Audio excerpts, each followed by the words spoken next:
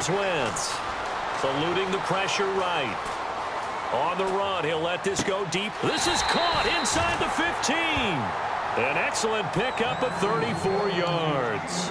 And the young buck showing that ability, that agility to dance outside of the pocket, complete the deep ball. And don't think for a second that the coaching staff didn't have their heart rate accelerate a little bit there, right? Anytime you have those young quarterbacks and they get outside of the pocket, you're just hoping that they make good decisions because... And caught in the end zone. Touchdown, Steelers. Charles Clay from 10 yards out. And the Steelers find a way to stretch their lead. And, partner, they found a gap there on the post pattern in the middle of the end zone. And ordinarily, that's a tough spot to find because there's usually coverage to take away that portion of the field. But they found a gap, and they exploited it. Coons on now to kick this one away following the score. Fielded about a yard deep. And he'll take it back to about the 19-yard line. And out now come the Seahawks. And last time out, went for it on fourth down, turned it over, gave him great field position, turned it to 6 points, so they've got to recover here, Charles. It's amazing what one decision can do in the chain of events, right? The decision to go for it on fourth down. Caused all of that. It caused every bit of it, but it showed confidence. Hey, I've got confidence in you guys. Go pick it up for them. Didn't happen. Also showed confidence in the defense. They didn't pick up their end of the bargain, so now they've got to come back out and start over and rebuild that confidence.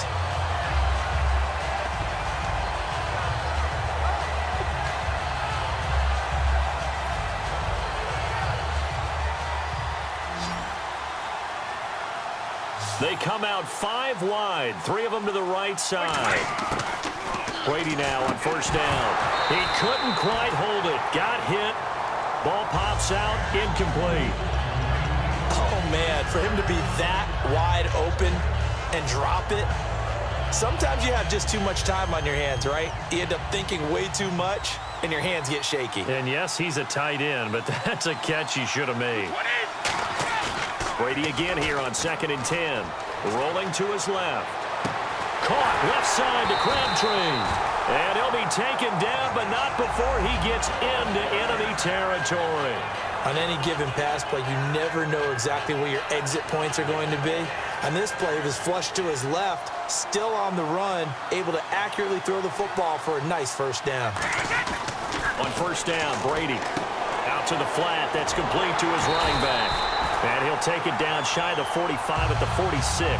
That'll be a pickup of just 2, and it'll be a second down. I know most of the time when the ball's in the air, you're thinking wide receiver, tight end, but running backs, they can be a big part of any passing offense nowadays. Now Brady again, out to his left. Got it complete to Crabtree. 23 yards on the play. As a general rule, offensive linemen like to know where their quarterback's going to be when he's setting up to throw the football.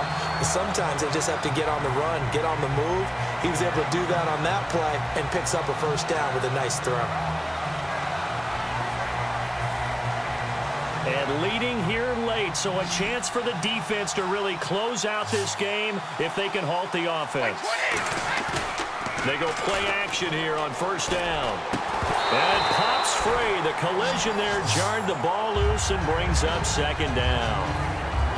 As tight ends go, he might not provide the super flashy plays very often, but he's pretty reliable. Usually an excellent target and normally catches what's thrown to him, but he didn't on that play.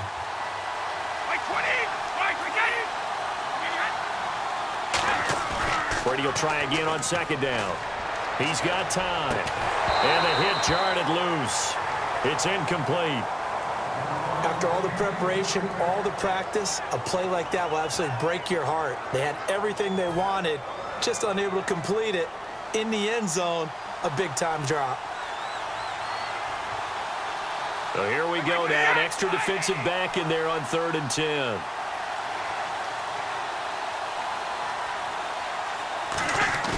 Throwing is Brady on 3rd down. On the move to his left. It finds Crabtree for the completion. And he will score. Touchdown, Seattle. Michael Crabtree, his 2nd touchdown of the afternoon. And the Seahawks a 2-point conversion away from tying the game.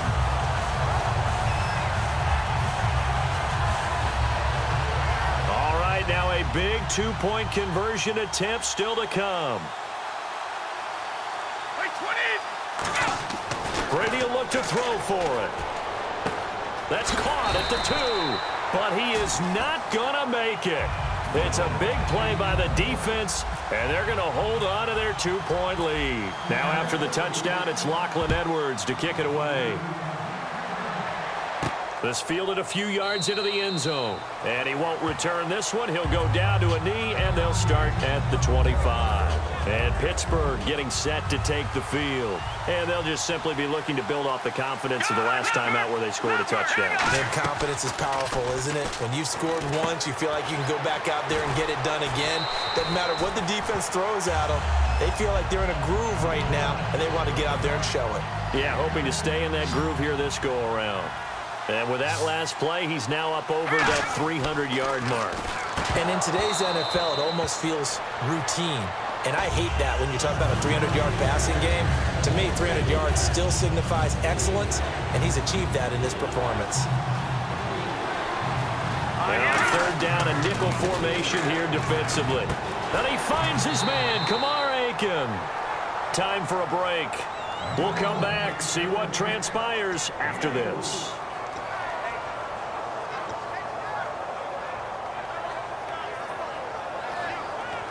Now the offense lining up 1st and 10. 2 receivers left, 1 to the right.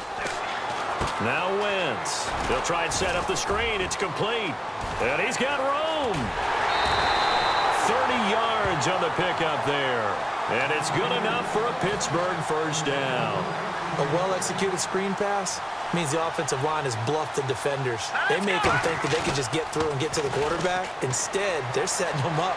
Little screen pass, lofted over them, and now they're in front, and they get downfield for big yardage when they do it right. And there we saw rolling right out of the pocket. Maybe his momentum taking him toward that sideline led him a little too far. Yeah, that is difficult, isn't it? Plus, you're closing down your space, right? You're shortening the field for your receivers.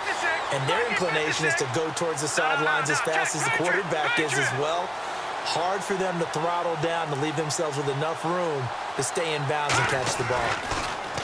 Now Wentz looking here for Smith downfield. And oh, not only did he drop it, he dropped it in the end zone. You can feel the anguish all the way up here. It certainly looked like he had that one in the end zone, open, unable to hold on to it. Back to throw, Wentz. Flush to his right. And he couldn't hang on to it through the contact. Incomplete. So now a big kick here for Travis Coons. It'll be a 47-yard attempt from the left hash.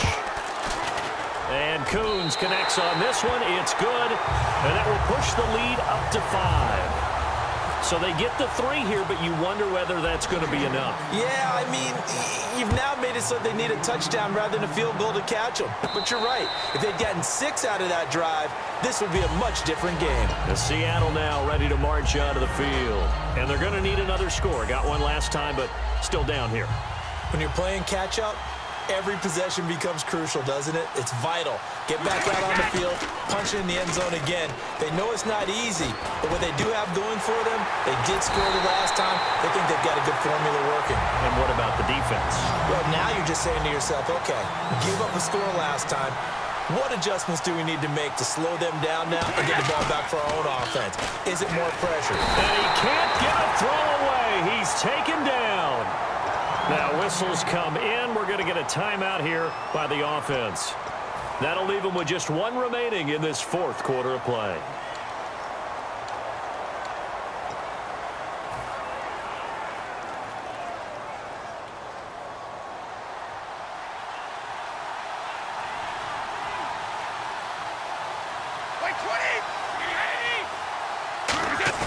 He's back to throw.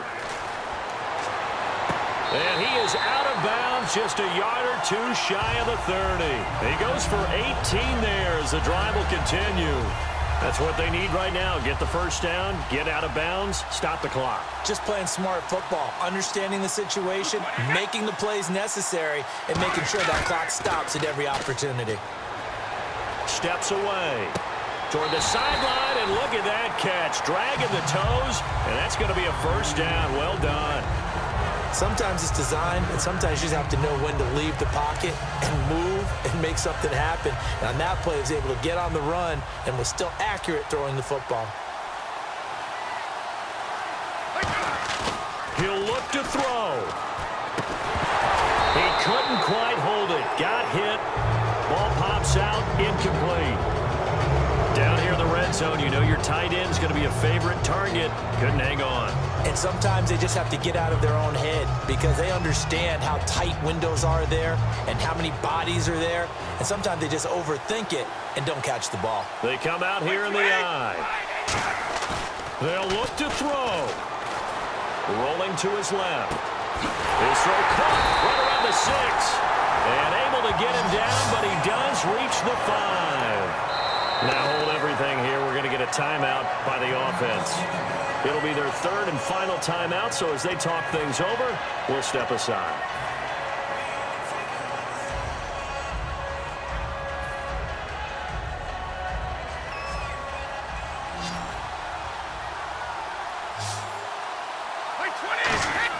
Back to throw. That's caught at the 3. It's a gain of 5 on the play, and it'll be second and goal. Now the Steelers put a stop to the action with a timeout defensively. It's just their first. They've got 2 more to use here in the final stages.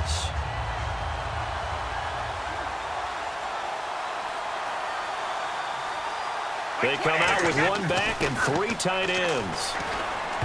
And he can't corral it. That would have wrapped it up if he'd been able to hold on. Instead, it brings up third down. A missed opportunity for an interception would have killed off a drive. They had a chance there to finish things off. Didn't get it done. I guess that's why a lot of those guys do not play offense. Third and goal now. Maybe the offensive coordinator thinking blitz here. He takes it across for the touchdown, and they've taken the lead late in the final minute of the 4th. Wow. Wow. So many practices we watched over time where the offense works on scoring late in the game and finding a way to win, as we just saw there. Just saw it right there. Now can they preserve that advantage that they just got? And they'll get set here looking for the 2-point conversion. Brady's going to look to throw. And no, it's incomplete. So they can't convert for 2, but they still have the lead as we get toward the end of the 4th. Now after the touchdown, it's Lachlan Edwards to kick it away.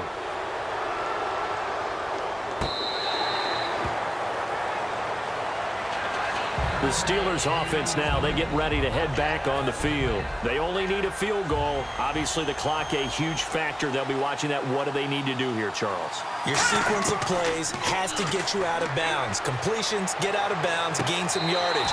Then when the clock hits 7 seconds or left, now you've got a decision. Are you in field goal range, or is it Hail Mary time? Because from 7 seconds down, you don't want to take a shot that you're going to have another play. We'll see how they handle it.